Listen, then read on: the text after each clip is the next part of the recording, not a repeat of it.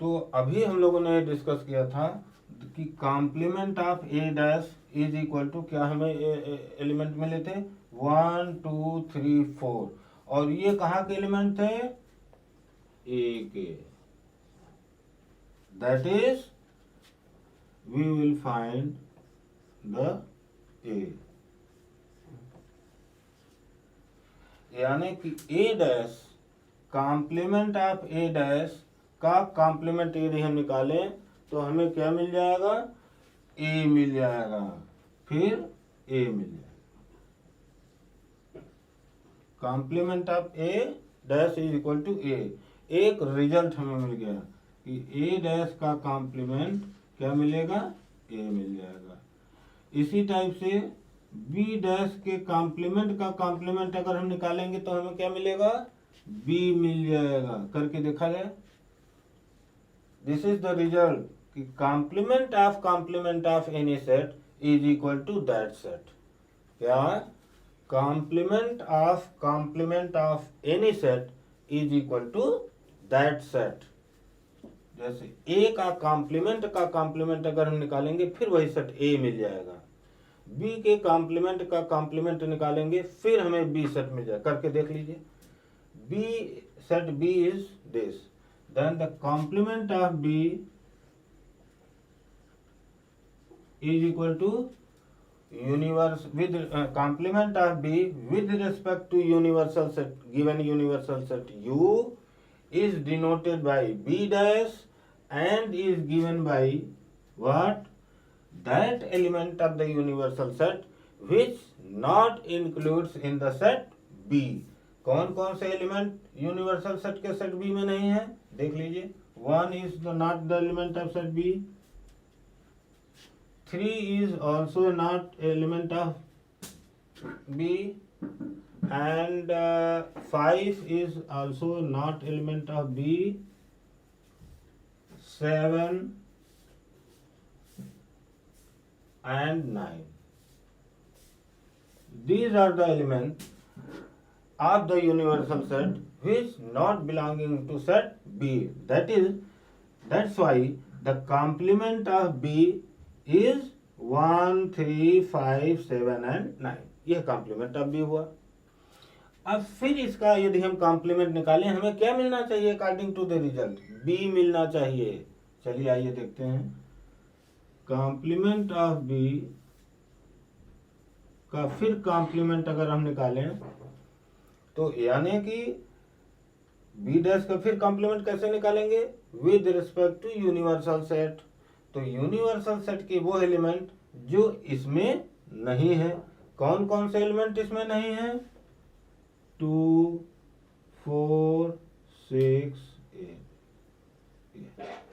इसका फिर हमने कॉम्प्लीमेंट बी डैश का निकाला तो हमें क्या मिला, 2 4 6 and 8, that is this is equal to B. यानी कि यहां से फिर हमें हमने ये रिजल्ट मिला कि complement of any set, the complement of any set is equal to that set. It is a very important result. Okay, अब नाउ लेट अस, अच्छा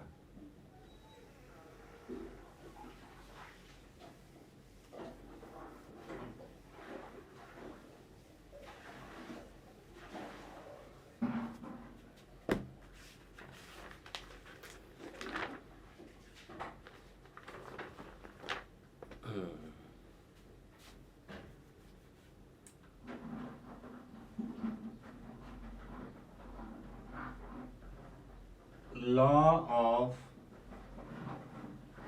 algebra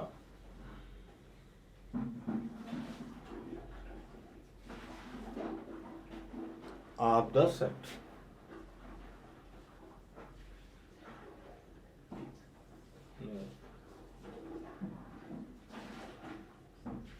law of algebra of the set. अभी हम लोगों ने देखा, क्या देखा था, अभी हम लोगों ने ये देखा था कि A union A dash is equal to हमें क्या मिला था, यूनिवर्सल सेट मिला था। ये बात क्लियर है कि नहीं। ए डैश का मतलब वो एलिमेंट जो ए में नहीं है, ए में नहीं है तो कहाँ है, यूनिवर्सल सेट में है। तो और ए में ए और ए डैश का अगर यूनियन ले लिया, union means combined element of the both without repeating the element, then we will get the universal set.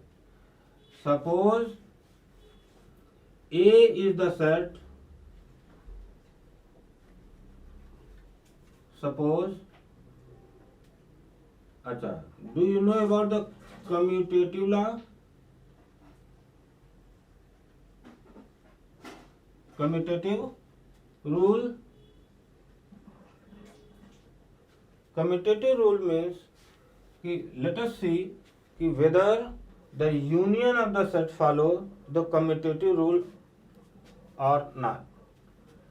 Commutative rule जैसे let set A and B are the two sets, then A union B is equal to B union A। अगर ऐसा है तब तो हम कहेंगे कि union of the set follow the commutative law या कम्यूटेटिव रूल। ये कम्यूटेटिव रूल फॉलो करता है कि नहीं फॉलो करता है, आइए देखा जाए। लेट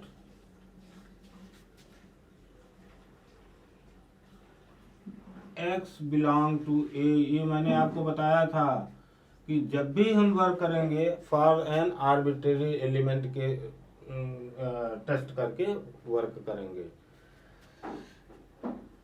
अगर एक्स ए यूनियन बी में बिलोंग करता है, if S belong to A union B, इसका मतलब क्या हो गया, दिस इम्प्लाइज दैट या तो एक्स ए में बिलोंग करेगा या एक्स बी में बिलोंग करेगा। Any confusion? एक्स अगर ए यूनियन बी में बिलोंग करता है, ए यूनियन बी का मतलब क्या होगा, कंबाइंड एलिमेंट ऑफ, जैसे ही ए यूनियन बी की बात हो, हमारा एक हमको कहाँ पर हमारा माइंड जाना चाहिए कि सपोज एक सेट ए है, ए सेट बी है, दोनों का ए यूनियन बी जब भी हम निकालते हैं, A union B means combined element of A set A and set B. तो ए अगर एक्स ए में बिलोंग करता है, इसका मतलब क्या हो गया, या तो एक्स ए में बिलोंग करेगा और X belong to B. This implies that कि एक्स बिलोंग टू बी और एक्स बिलोंग टू ए। इसका मतलब हुआ या एक्स बी में बिलोंग करता है या एक्स ए में बिलोंग करता है। इसका मतलब हो गया X belong to B union A. X कहाँ बिलोंग करता है, बी यूनियन ए में बिलोंग करता है। यानी कि यहाँ हम कहाँ लेकर के चले थे कि X belong to A union B और एक्स किस में बिलोंग करता है, बी यूनियन ए में। It means A union B is the subset of B union A. This implies that, क्योंकि यहाँ पर हम सबसेट की डिफिनेशन दिमाग में हमारे आनी चाहिए। क्या सबसेट की डिफिनेशन क्या थी, अगर x A में बिलोंग करता है, x B में भी बिलोंग करता है, इसका मतलब x is the subset of, इसका मतलब हो गया A union B is the subset of B union A। यानी कि A union B is the subset of B union A. Similarly, from B union A, suppose X belong to B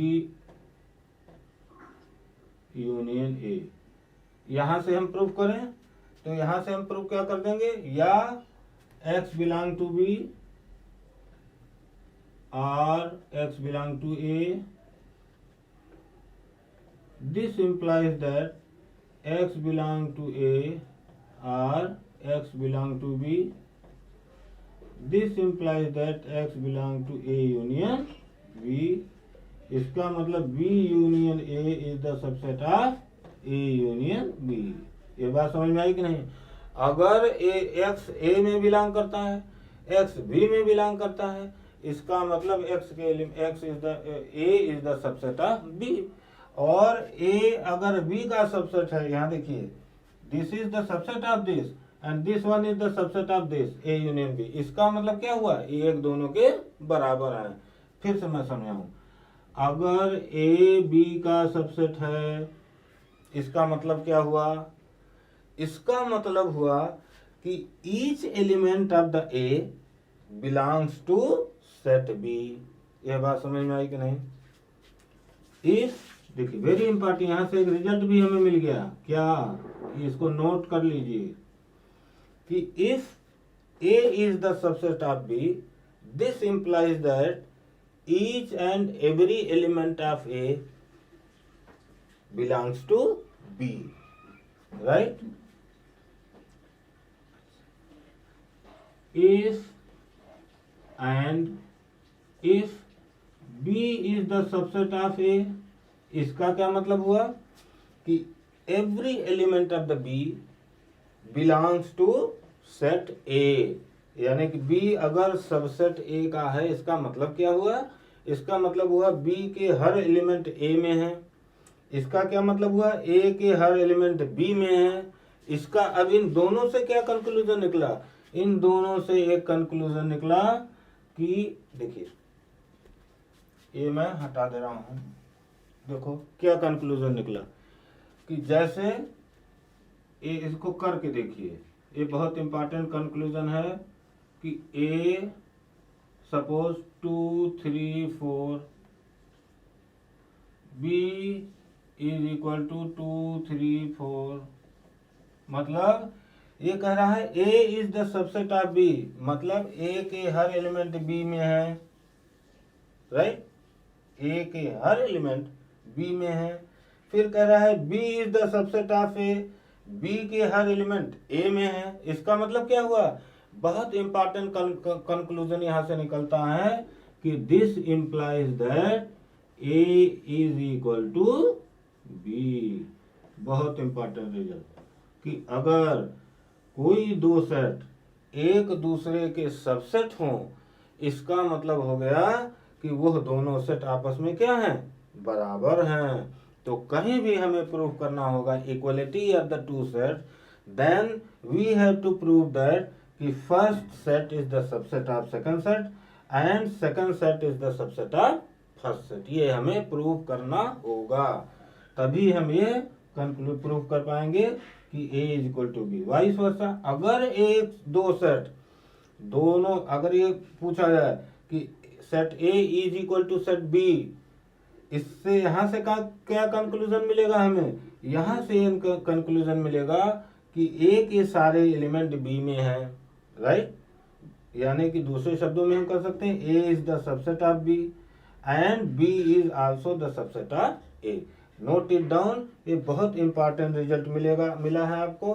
और जब कभी भी हमें इक्वलिटी प्रूव करनी होगी, हम ये कंडीशन लेकर के चलेंगे। ओके।